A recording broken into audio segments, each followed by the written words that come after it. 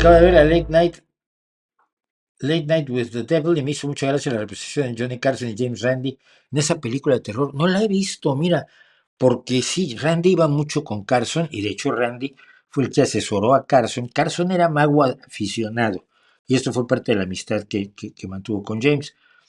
Entonces, cuando el bulo, el enorme, la super estafa de Uri Geller, Carson llamó a Randy, pues sabía que Randy ya había escrito un libro que se llamaba La magia de Uri Geller, donde desmontaba los trucos básicos de magia elemental de prestidigitación con los que engañó al mundo Uri Geller y se llenó de dinero para nunca volver a trabajar en su vida. Y entonces Johnny Carson llamó a Randy, le dijo, ¿qué hacemos? ¿Cómo lo desenmascaramos?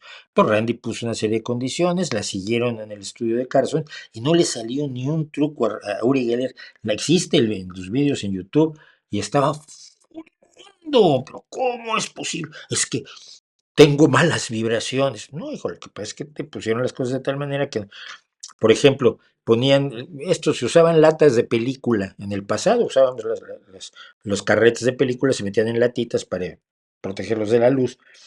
Y él ponía una serie de latitas y una de ellas tenía agua y él te adivinaba cuál tenía agua. Y pues la adivinaba golpeando con la rodilla a la mesita y viendo cuál se movía y cuál no se movía, ¿no? ¿Cómo se movían? Evidentemente puedes verlo. Y entonces las pusieron de tal manera que no las podía mover, casi les da una patada y no las podía mover.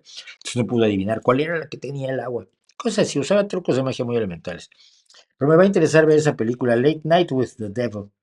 ¿Vale? La buscamos.